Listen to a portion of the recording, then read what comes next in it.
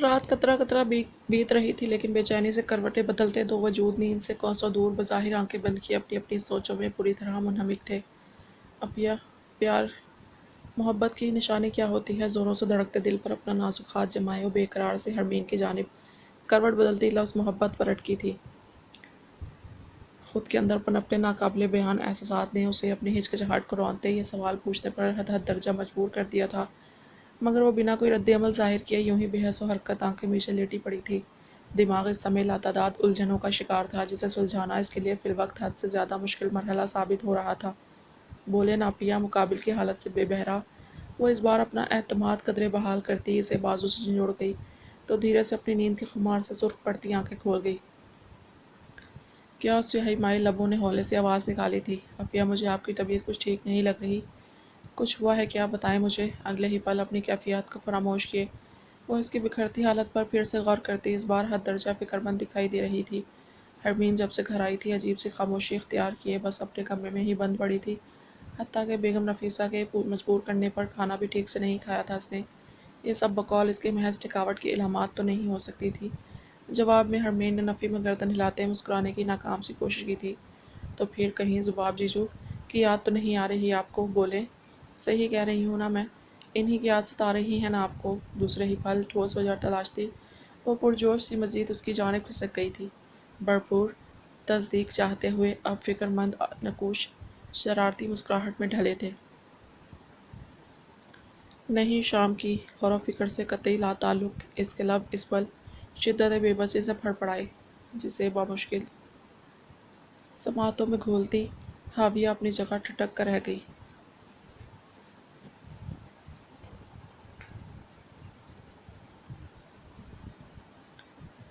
शाम, आप क्या बात कर रही हैं अपिया? तवक्के बरक्स हरमीन के मुंह से जवाब की जगह किसी और का नाम सुनते ही हाविया की छोटी सी पेशानी पर बेख्तियार तेवरी चढ़ी, क्योंकि आज शाम ने इसकी इज्जत तार तार होने से बजाया। हावी अपनी जान की परवाह किए बगैर वो इन उबाशों से लड़ मरने के लिए तैयार था मेरे लिए। इस पल वो मसीहा बनकर बर वक्त मुझ तक नहीं पहुंचता तो शायद अब तक मैं किसी वीराने कूड़े के ढेर में पड़ी अपनी आखिरी सांसें भर रही होती, या फिर मुमकिन था तुम लोगों को ढूंढने के बावजूद मेरी लाश न मिलती। वो सब शिद्दत से बोलना चाहती थी, अपने अंदर काफ़ी देर से चीखती इन सरसराती सरगोशियों को बुलंद आवाज़ में ज़ुबान पर लाना चाहती थी, पर हनूस खामोशी इख्तियार किए वो चाहकर भी ये सब बोल नहीं पा रही थी। और वजह साफ थी, अपनी परेशानियों को हमेशा की तरह अपने अंदर तो समेट सकती थी, मगर अपनी वजह से अपनों को तकलीफ देने से एक कतई गुरेज़ां थी। अब या आप कुछ तो बोलो, चुप क्यों हो, जवाब दो ना मुझे। ज़ुबाब जीजू की जगह आप शाम को क्यों सोच रही हो? दिमाग पर जोर डालते हो शाम की बाबत कुछ कुछ अंदाज़ा तो लगा चुकी थी, तभी थोड़ा तलख हुई इसकी तवील मगर चीखती खामोशी को शिद्दत से महसूस करती वो इसे झंझोड़ कर इसकी जब तवज्जो अपनी जानिब खींच गई। दिल में बहुत से खदशे घर करने लगे थे।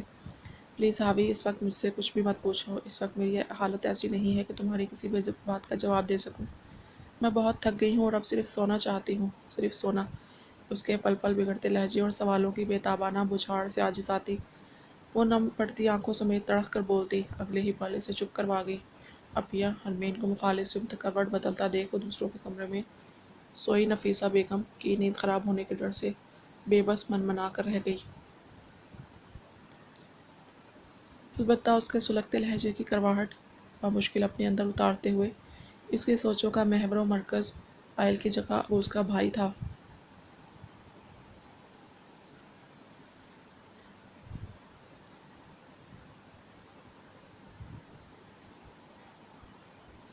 चमकते सितारों से महरूम स्याह तारीक आसमान में वक्फे वक्फे से कड़कती बिजली और बादलों की कान फाड़ती करकराहट माहौल में इस वक्त वहशत भरी हौलाकियाँ बर्पा कर रही थी, मगर वो अपने वजूद हर शय के खौफ से बेबहरा आंखें मूंदे कश पर कश बढ़ता जा रहा था। पास पड़ा ऐशरे जली बुझी सिगरेटों से भरा इस बात की वाजिया तस्दीक कर रहा था कि वजूद अपनी सेहत की परवाह किए बगैर अब तक 3 से 4 सिगरेट के पैक ख़त्म कर चुका है, मगर सुकून से कम मैसर आया जो फिलवक्त इसके लिए किसी भी तौर काफ़ी नहीं था। बंद आंखों के पास पार मुसलसल स्परी पैकर का चेहरा घूम रहा था जो उसकी गैर होती हालत की जिम्मेदार थी। कुछ ही पलों में उंगलियों के बीच दबा ये सिगरेट भी ख़त्म हुआ था, जिस पर शाह मजीद एक और सिगरेट का मज़ा लेने के लिए बेख्तियार अपनी आंखें खोल गया, पर अगले ही पल अपनी लहू रंग आंखों के सामने वो उससे पूरे वजूद से मुस्कुराती हुई नजर आई। वो पल भर को चौंकता बेख्तियार टेक छोड़ गया। एक वक्त था جب وہ اس کی بے وقت آمد پر بھوکلا کر پسینہ پسینہ ہو جایا کرتا تھا، پر اب تو جیسے اسے اس بن بلائی آفت کی خاصی عادت سی ہو گئی تھی، جس پر وہ محض لمحہ بھر کے لیے چونکنے پر ہی اکتفا کرتا تھا۔ البتہ نفرت کا گہرا سمندر تیزی سے اپنی جگہ رواں دواں تھا۔ تم پھر آ گئی، اس کی وحشتوں بھرے چہرے سے ہمیشہ کی طرح خار کھاتا وہ حقیقتاً چٹک گیا۔ میں تو ہمیشہ ہی تمہارے پاس ہوتی ہوں، بس تم ہی کو مجھے دیکھنے کی فرصت نہیں ملتی۔ اس کی سخت چڑچڑاہٹ کا جواب ظاہر نرمی سے دیتی وہ ہر پل سلگتی قدم قدم اس کی جانب بڑھنے لگی۔ تم صرف میری تکلیف پر جشن منانے آتی ہو میرے پاس، اور اب بھی اسی لیے آئی ہو تاکہ دل کھول کر میری بے بسی کا تماشا دیکھ سکو۔ میری ہار کا شدت سے مزہ لینے کی تڑپ تمہارے وجود کو پل پل جھنسائے دیتی ہے۔ تم مجھ سے فقط میری بربادی ہی چاہتی ہو، ہے نا؟ یہی سب چاہتی ہو نا تم؟ اس کی دلی آرزوؤں کو سلگتے لفظوں کی صورت بیان کرتا وہ اسے حد درجہ مسرور کر گیا تھا۔ جب تم میرے بارے میں سب جانتے ہو تو بار بار پوچھتے کیوں ہو؟ مقابل کی بات پر دل کھول کر کہکا لگاتی سوال کے بدلے سوال کرتے وہ اس کے حد درجہ نزدیک پہنچ چکی تھی، اور افسوس اب تک یہ نہیں جان پائی کہ میری شکست دیکھنا تمہاری ایک ادھوری خواہش ہے جسے تم چاہ کر بھی کبھی پورا نہیں کر پاؤ گی۔ اپنے مضبوط کندھوں پر اس کے دھواں دھواں ہوتے نازک بازوں کو لپٹا دیکھ وہ شدید غصے میں بھی مسکراتا اسے آگ لگا گیا۔ تمہاری گھٹیا سوچ پر مجھے ہمیشہ سے افسوس ہوتا آیا ہے۔ کیا یہ بے بسی تمہارے لیے کافی نہیں جو تم نہ چاہتے ہوئے بھی مجھے میری مرضی کے مطابق دیکھنے کے پابند ہو؟ قدرے سکون سے بولتی وہ اس کے لبوں سے دل فریب مسکراہٹ نوچ گئی تھی۔ اور یو جسٹ شٹ اپ، تم اسے میری بے بسی کا نام ہرگز نہیں دیکھ سکتی، کیونکہ مجھے اس پر بھی خاصا اختیار حاصل ہے، سمجھی تم؟ درشتگی بھرے لہجے میں اس کی دل جلا دینے والے لفظوں کی شدت سے نفی کرتا وہ اپنی بات ثابت کرنے کی غرض سے اگلے ہی پل سختی سے آنکھیں میچے اسے اپنی نظروں سے غائب کر گیا۔ وہ اس کی ضد جتانے والے اس انداز پر بے ساختہ زہرخند لہجے میں مسکرائی۔ مان لو شاہمیر حسن، بے بس ہو تم میرے آگے۔ اس کے کان کے قریب جھک کر سرگوشی کرتی وہ پھر سے اپنی کھنکھناتی ہنسی زہر کی مانند اس کے کانوں میں انڈیل گئی، کیونکہ وہ مقابل شدت سے چاہنے کے باوجود بھی ایک بے ضرر عکس کے بازو کا پل پل تنگ ہوتا نامحسوس گھیرا خود پر سے ہٹا نہیں پایا تھا۔ وہ پل پل بڑھتے غصے اور بے چینی پر بمشکل قابو پائے حال نما کمرے میں ادھر سے ادھر چکر کاٹ رہا تھا۔ سامنے ہی دیوان صوفے پر گاؤ تکیے سے ٹیک لگائے تابین بائی اس کی ہر حرکت کا مشاہدہ کرتی بے چین ہو رہی تھی، جو بیچ بیچ میں گھڑی کی سوئیاں دیکھنے کی غرض سے رک بھی جاتا تھا۔ تابین بائی کے وجود میں بڑھتی بے چینی کی اصل وجہ اس کی پہلی دفعہ دن دہاڑے بے وقت آمد تو تھی، مگر ساتھ میں گولڈ کی وہ بریسلٹ بھی ان کی بے تابی کو بڑھا رہی تھی، جو سالار خان فقط اپنی محبت میں ڈوب کر رابی کے لیے لایا تھا۔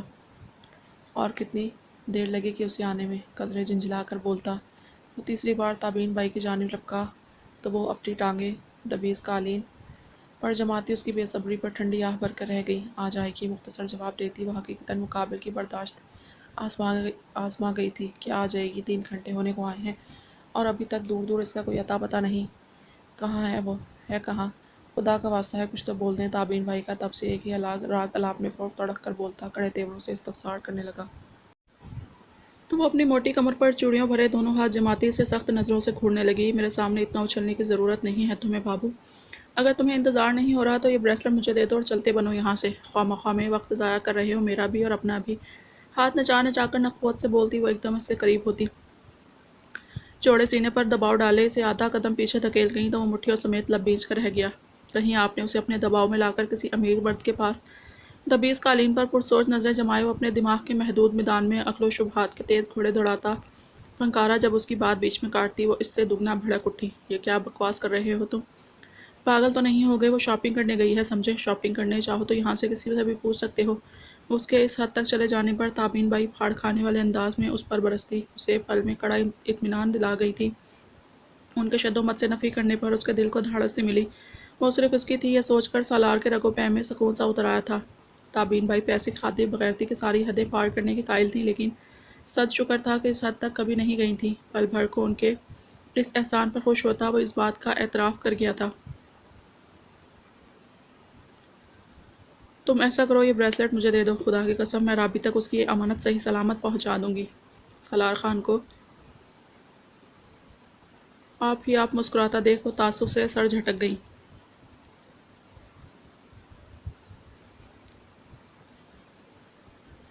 اور اس کی مٹھی میں جکڑا بریسلٹ کا چمکتا سرا نگاہوں میں بھرتے بے دھڑک آگے بڑھ کر اسے اپنے قبضے میں لینا چاہا۔ جب اپنے دل فریب خیالوں سے چونکتا وہ اپنا بے اختیار پیچھے کو اٹھاتا انہیں بے بس کر گیا۔ یہ بریسلٹ میں خود اس کے حوالے کر دوں گا۔ مجھے دماغ سے پھسکا ہوا سمجھ لیا ہے کیا؟ جس چیز یہ چیز ہے میں اسے ہی دوں گا، آپ کو فکر کرنے کی ضرورت نہیں ہے۔ تابین بھائی کے بے سے چمکتے ماتھے پر لاداداد بل پڑے تھے دیکھ وہ حتیٰ کمیز لہجے میں بولتا انہیں سلگتے انگاروں پر لٹا گیا۔ بہت ہی کوئی بدتمیز انسان ہو تم، اللہ بچائے تم جیسوں کے شر سے۔ نہ جانے میری معصوم بچی تمہارے چنگل میں کیسے پھنس گئی، مجھے تو حیرت ہوتی ہے سوچ سوچ کر۔ اس سمیت بریسلٹ پر بھی بمشکل لعنت بھیجتی وہ فی الوقت اپنی لالچی طبیعت کو تھپکی دے کر سلا چکی تھی۔ حالانکہ ابھی تک میں نے آپ کے سامنے اپنی تھوڑی سی بھی بدتمیزی کا عملی مظاہرہ نہیں کیا، لیکن جس دن میں نے واقعی آپ کو اپنا آپ دکھایا تو حقیقتاً مجھ جیسوں کے شر سے اپنے رب کی پناہیں مانگتی پھریں گی آپ جیسیاں۔ رابعہ اور خود کے تعلق کی بابت ان کی ہر درجہ پھسلتی زبان سے ناپسندیدہ تبصرہ سن کر سالار خان نے قدرے بگڑے موڈ کے ساتھ اینٹ کا جواب پتھر سے دیتے اپنے سارے حساب بے باک کر ڈالے، جس پر وہ اندر تک کلستی نیلی ساڑی کا پلو تھامے واپس صوفے پر براجمان ہو چکی تھی۔ اتنی دیر اس خوبرو نوجوان کے مقابل کھڑے رہ کر مقابلہ بازی کرنا ان کی عمر کے تقاضوں پر پورا نہیں اترتا تھا۔ اب جب کہ تم اپنی طرف سے خود پر شریفوں کا لبادہ اوڑھ رکھا ہے، لیکن میری نظروں میں پھر بھی تم بدتمیز ہی ہو، یقین کرو۔ تم جیسا بد لحاظ و بے غیرت شخص واقعی میں نے اپنی پوری زندگی میں کبھی نہیں دیکھا۔ بظاہر نرم لہجے میں طنز و مزاح کا نشتر اس کے وجود میں پیوست کرتی وہ اسے مکمل طور پر زج کرنے کے در پر تھی، جبکہ وہ خود پر پل سے پل ضبط کھوتا لمبی سانس بھر کے رہ گیا۔ اللہ مجھے صبر دے اس مکار عورت کی چلتر بازیوں پر۔ رابی کی دیر آمد کا کڑوا گھونٹ تو جیسے تیسے کر کے پی لوں گا، لیکن اگر آپ کی بکواس سننے کے لیے مزید یہاں ٹھہرا تو حقیقتاً اپنا ضبط کھو بیٹھوں گا، جبکہ میرا دل اپنی رابی کو ناراض کرنے پر ذرا بھی آمادہ نہیں، اس لیے میں جا رہا ہوں یہاں سے۔ اپنے خالق یکتا سے زیر لب مدد طلب کرتا اگلے ہی لمحے تابین بھائی پر ان کی اوقات ظاہر کرتا اور ان کے سرخ لبوں کی مسکراہٹ چھینتے تن فن کرتا وہاں سے نکلتا چلا گیا۔ تو جاؤ میری بلا سے، کہیں بھی آیا بڑا کمینہ کہیں کا۔ کمرے کا دروازہ زور سے بند ہونے پر وہ قدرے تلخی سے بڑبڑاتی اگلے ہی پل سوچوں کی دلدل میں پھنستی چلی گئی، جس کا محور و مرکز یقیناً رابی ہی تھی۔ آج وہ دونوں کافی عرصے بعد شام کے اسرار پر اس کے گھر آئے تھے اور اس وقت ان کے شاندار ڈرائنگ روم میں بیٹھے گپے مارنے میں مصروف تھے۔ فواد اور افروز شام کے گھر آنے سے اکثر کتراتے تھے، جس کی وجہ عائل اور حسن صاحب تھے جو ان کو کچھ خاص پسند نہیں کرتے تھے۔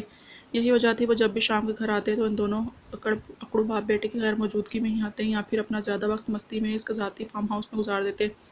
اس کے برعکس آئمہ بیگم فقط اپنے لاڈلے بیٹی کی خوشی کی خاطر ان دونوں کا ہر بار خوش دلی سے استقبال کیا کرتی تھی۔ دیکھا تھا تم لوگوں نے اسے کیسے بار بار مسکرا کر صرف مجھے ہی دیکھ رہی تھی، مطلب سمجھ رہے ہو نا اس بات کا؟ ڈرائی فروٹ کی ٹریگ میں سے مونگ پھلی اٹھاتے افروز کی پیٹھ پر ہولے سے دھپ مارتا وہ پرجوش سا بولا تو پل بھر کر چونکتا سر ہلا گیا۔ آج یونی میں ہرمین نے بارہا شام کو اپنی نظروں کے سامنے دیکھا تھا، جو کبھی اس کے لیکچر ٹائم پر کلاس کے باہر کھڑا کسی سے محو گفتگو ہوتا، کبھی اپنی فرینڈز کے ساتھ لائبریری میں تو کبھی کیفے میں۔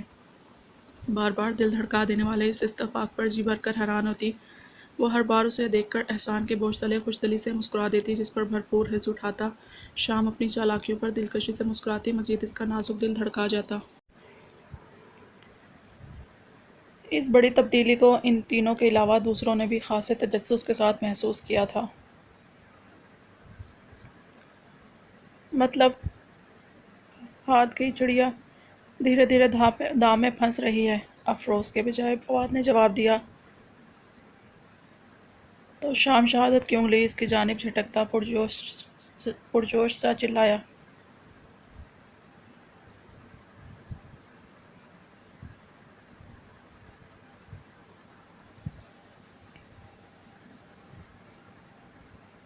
یہ بات مونگ پھلی میں چھلکے اور لڑکیوں میں نخرے نہیں ہوتے تو زندگی کتنی آسان ہوتی نا۔ وہ مونگ پھلی چھیلتے تعصب زدہ لہجے میں بولا تو اس کے ڈرامائی انداز پر بد مزہ ہوتا۔ شام اگلے ہی پل اس کے کمر پر زور کا دھموکا جڑ گیا۔ اتنی انسلٹ کرنے کے بعد بھی وہ چڑیل تیرے دماغ سے نہیں نکلی نا؟ رابعہ کی بابت پوچھتا وہ چڑچڑا سا ہوا تھا۔ نام بھی مت لے اس چڑیل کا میرے سامنے، میں اسے چھوڑ کر باقی ساری لڑکیوں کی بات کر رہا تھا۔ اچھا چھوڑ اور ہمیں اپنے کارنامے کے بارے میں بتا، ایسا کیا جادو کر دیا تو نے اس ملانی پر؟ مطلب ایک عدد فیوچر فیانسی کے باوجود بھی تجھے سے فلرٹی پر چانس مار رہی ہے؟ بندہ بھی وہ جو ہر وقت گرل فرینڈ جیب میں لیے گھومتا ہے۔ شام کے صحیح اندازے پر مصنوعی غصہ دکھاتا وہ فٹ سے لائن پر آیا تھا۔ حالانکہ ایک بھی رات ایسی نہیں گزری تھی جس میں وہ اس دل جلی کے خوبصورت نقوش کو یاد کرتا خود نہ جلا ہو۔ ابے کہاں یار، آج کل اس ملانی کی نظروں میں اچھا بننے کی خاطر ساری گرل فرینڈ سے مجبوراً دوری اختیار کر رکھی ہے میں نے، اور کچھ جلن کی وجہ سے خود ہی دور ہو گئی۔ افسردہ لہجے میں بولتا وہ سر جھٹک گیا، جبکہ دونوں نے اپنے بیچ بیٹھے اپنے کمینے دوست کو گھور کر دیکھا۔ صرف یونی ایریا کے اندر اندر، باہر تو پھر بھی باز نہیں آتا جھوٹے۔ اب کے فواد نے اس کے مضبوط کندھے پر دھموکہ جڑتے حقیقت کھول کر سامنے رکھی۔ تو جلتا رہ بس۔ کندھے پر اٹھنے والے دھیمے درد کو سرے سے نظر انداز کرتا وہ بالوں میں ہاتھ چلاتے ہنس کر گویا ہوا۔ تب بھی آمنہ ائمہ بیگم کے فوری حکم پر ٹرے میں 3 بڑے بڑے چائے کے مگ سجائے قدر جھجک کر اندر داخل ہوئی۔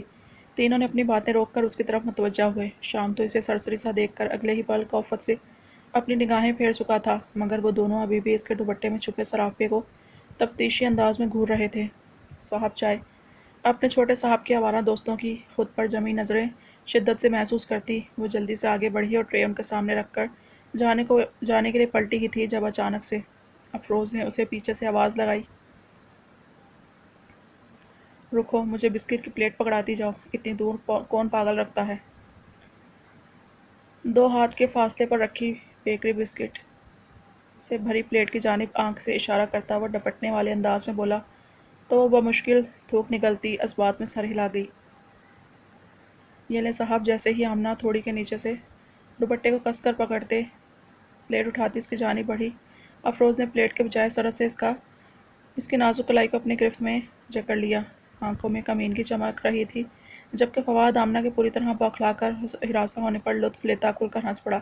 صاحب ہمارا ہاتھ چھوڑ دو۔ اس کی زہر لگنے والی مسکراہٹ کو دیکھ کر روحانسی انداز میں بولتی وہ رو دینے کو تھی۔ اس کی ہوس بھری آنکھوں میں جھانکتے اس پل اسے کیا کچھ یاد نہیں آیا تھا۔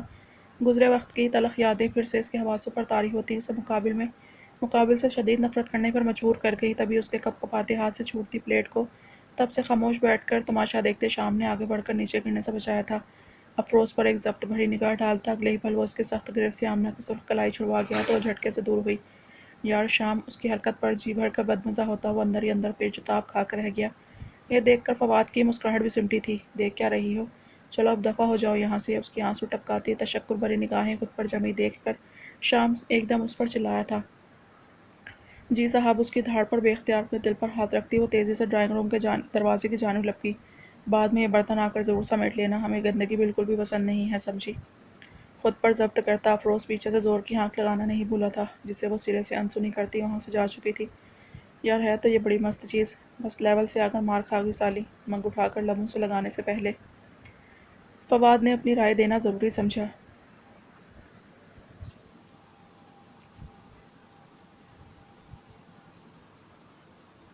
جہاں افروز کھلے دروازے کے باہر پار دیکھتا سر ہلائے مسکرایا تھا، وہیں پیشانی پر بل ڈالے اپنی آنکھوں سمیت لمبی پلکوں کو انگلیوں تلے مسلتا شام جھٹکے سے ان کی جانب مڑا۔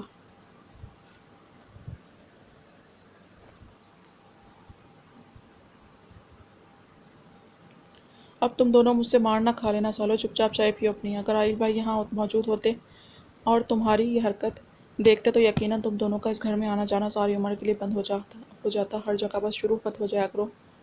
انہی کی فکر میں غصے سے دونوں کی کلاس لیتے اس کا موڈ تقریباً غارت ہو چکا تھا، اس لیے لہجہ قدر تلخ تھا، مگر اس کی بات 100% درست تھی، جس کا احساس اس لمحے ان دونوں کو ہی ہو چکا تھا۔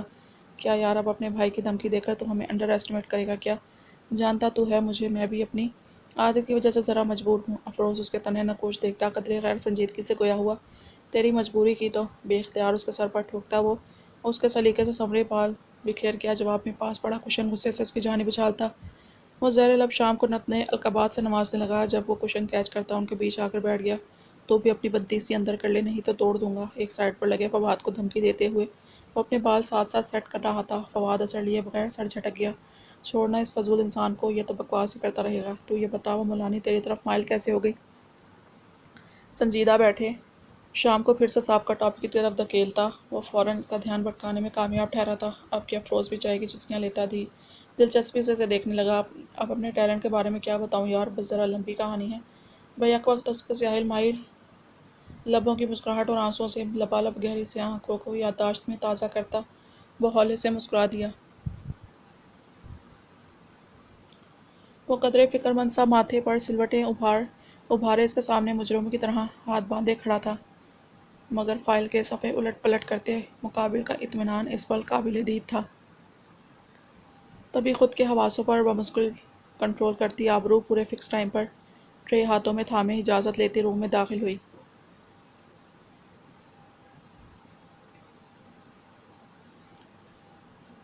سر آپ کی کافی، دھیمے لہجے میں بولتی ٹرے میں کافی کمک اٹھا کر اس کے سامنے ٹیبل پر رکھے 2 قدم پیچھے ہٹ گئی، مگر شاہ نے بولنا تو دور اس کی جانب دیکھنا تک گوارا نہیں کیا تھا، جس کا اسے شدت سے کھٹکا لگا۔ بٹ سر، آپ کیسے فائر کر سکتے ہیں مجھے، حالانکہ میری کوئی غلطی بھی نہیں۔ آپ اوپر سے اپنی نظریں ہٹاتا رحمان شکایتی انداز میں بولا تو وہ شاہ کو دیکھتی صحیح معنوں میں چونکی۔ یہ پہلی بار تھا اس کے سوال پر نہ صرف مسکرایا تھا بلکہ آبرو کے حیران نقوش پر پل بھر کے لیے جتاتی نگاہ ڈالتا واپس بھی موڑ گیا تھا، کیونکہ آپ کا اور ہمارا ساتھ بس یہیں تک خدا کو منظور تھا مسٹر رحمان اصغر، اور پلیز غلطی پر غلطی دہرا کر اگر آپ اپنی بے وقوفی کا ثبوت نہیں دیں گے تو زیادہ بہتر رہے گا آپ کے لیے۔ Now you can go from here for ever. اپنے تاثرات ایک دم سے سپاٹ بناتا وہ دو بدو جواب دے کر اس کی بولتی پل بھر کو بند کروا گیا تھا۔ وہ جو 10 دنوں کی کڑی محنت کے بعد ایک امپورٹنٹ پروجیکٹ پر اپنی فائل کمپلیٹ کرتا شاہ کے پاس داد وصولنے کی غرض سے آیا تھا، مگر آگے سے اس کے سکون بھرے لہجے میں دیے جانے والے آرڈر پر اسے خود کا سر چکراتا ہوا محسوس ہوا۔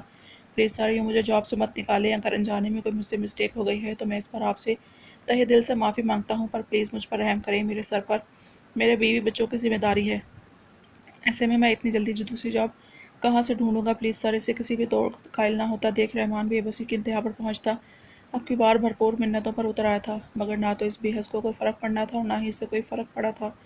اندر ہی اندر آبرو رحمان کی بے روزگاری کے ذمہ دار خود کو ٹھہرانے لگی تھی۔ گیٹ آؤٹ مسٹر رحمان۔ وہ رہا دروازہ، اس کے جوڑے ہاتھ اور تڑاتڑ چلتی زبان دیکھ کر دانت پیچتے وہ باہر کی جانب اشارہ کرتا خود پر سے ضبط کھونے لگا، جبکہ رحمان کے لیے پریشان ہوتی آبرو ہمت جٹاتی 2 قدم آگے بڑھی۔ سر، وہ کچھ بولنا چاہتی تھی مگر پل میں بڑھتے شاہ نے اسے آواز نکالنے کا کوئی موقع ہی فراہم نہیں کیا تھا۔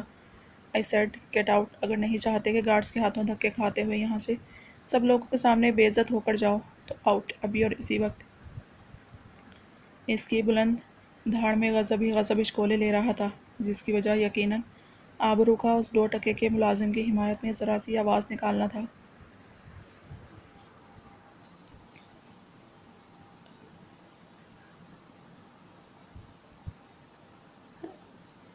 جہاں آبرو اس کے حد درجہ بگڑے تیور دیکھتی اپنی نیلی کانسی آنکھیں پھیلائے بے اختیار اپنے قدم پیچھے لینے پر مجبور ہوئی تھی، وہاں رحمان اپنی پھیکی پڑتی رنگت سمیت ایک آخری نظر آبرو پر ڈالتا شکست زدہ سا وہاں سے نکلتا چلا گیا۔ دروازہ کو بند کرنے کی آواز پر وہ ہوش میں آتی آبرو اس کے عتاب سے بچنے کی خاطر وہاں سے نکلنے کو تھی، جب شاہ کی انتہائی سرد آواز نے اس کے بڑھتے قدموں کو وہیں پر جما دیا۔ مس آبرو، آپ کو کسی نے بولا یہاں سے جانے کو؟ تلخ لہجہ اپنائے وہ اس کے وجود کی کپکپاہٹ میں اضافہ کر گیا تھا۔ Sorry sir. وہ واپس پلٹی، وہ حلق میں پھنستی آواز کو بمشکل اس کے سامنے نکال پائی تھی۔ دل مقابل کے خوف کے تحت تیزی سے دھڑک رہا تھا۔ اس کی اس قدر غیر ہوتی حالت پر کافی گہرائی سے غور کرتا شاہ اپنے غصے کی پرواہ کیے بغیر پل بھر کو مسکرایا، جبکہ آبرو بے دھیانی میں اس کے لبوں پر غور کرتی رہ گئی۔ آیا وہ شدید غصے میں مسکرایا بھی تھا یا یہ محض اس کا وہم تھا؟ گہری نظروں کی تپش سے اس کے ننھے سے دماغ میں آئی سوچ بآسانی پڑ گیا تھا اور بے ساختہ امڑ آنے والی مسکراہٹ کو چھپانے کی غرض سے اگلے ہی پل ہاتھ کی مٹھی بناتا لبوں پر جما گیا۔ اپنی اس قدر بے اختیاری پر سیکنڈ کے 1000ویں حصے میں وہ اپنی نگاہوں کو ماربل پر جماتی پل میں سرخ ہوئی تھی، مگر شاید وہ نہیں جانتی تھی کہ اس کے سرخ گلاب رخسار اور بے خبری میں دانتوں کے نیچے سختی سے دبا پنکھڑی لب مقابل کے دل پر گہرا وار کر گیا تھا۔ مس آبرو، آپ یہ تو بات اچھی سے جانتی ہیں کہ مسٹر رحمان اصغر کی سیٹ خالی ہو چکی ہے، لہٰذا ان کے حصے کا کام روک کر میں کسی بھی قسم کے بزنس لاس کا متحمل نہیں ہو سکتا، اسی لیے میں نے بہت سوچ سمجھ کر یہ فیصلہ کیا ہے کہ ان کے حصے کا سارا کام اب سے آپ کریں گی۔ گلا کھنکار کر خود کو بمشکل سنبھالے وہ سکون سے بولتا، اس کا سکون بڑی آسانی سے چھین چکا تھا۔ میں اپنی جانب انگلی گھماتی وہ حیرتوں کے سمندر میں ڈوبتی چلی گئی۔ جی، آپ ویسے بھی بہت شوق ہے نا آپ کو مسٹر رحمان کی ہیلپ کرنے کا، تو میں آپ کو دل کھول کر چانس دے رہا ہوں۔ Now it's your time to prove yourself. Any more question؟ سرد لہجے میں ڈو ٹوک بات کرتا وہ مسلسل اس کی مشکلات میں اضافہ ہی کرتا جا رہا تھا۔ نو، اس کی پیشانی پر بل پڑتے دیکھ شدت سے خائف ہوتی وہ اب رو دینے کو تھی، پر اس بار وہ اس انا پرست کو چاہ کر بھی نہ کرنے کی رسک نہیں لے سکتی تھی۔ اس قدر بے رحمی پر حسین آنکھوں کی بھیگتی نلاہٹ پل پل آنسوؤں کی صورت اختیار کرنے لگی تھی۔ اس کے سر پر پہلے سے ہی بہت مجبوریاں اور ذمہ داریاں تھیں، مگر مقابل کا ان سب سے کوئی لینا دینا ہوتا تو وہ پرواہ بھی کرتا، وہ تو شاید انتقام کی آگ میں سلگتا سامنے والے کے ہر درد سے لا تعلق تھا۔ آنسو بے اختیار گھنیری پلکوں کی باڑ پھلانگتے گالوں پر پھسلے تھے۔ اب آپ جا سکتی ہیں۔ پہلی دفعہ دل پر پتھر رکھ کر اسے خود سے دور جانے کی اجازت دیتا وہ اپنے اس نئے سرد انداز سے اسے دوبارہ حیران کر گیا۔ اگلے ہی پل وہ سختی سے اپنے گال رگڑتی دروازے کی جانب لپکی، جب وہ اسے پھر سے اپنے حکم کا پابند بنا گیا۔ رکیں، یہ کافی ٹھنڈی ہو کر بالکل ہی بد ذائقہ ہو گئی ہے، بالکل میرے اندر کی طرح۔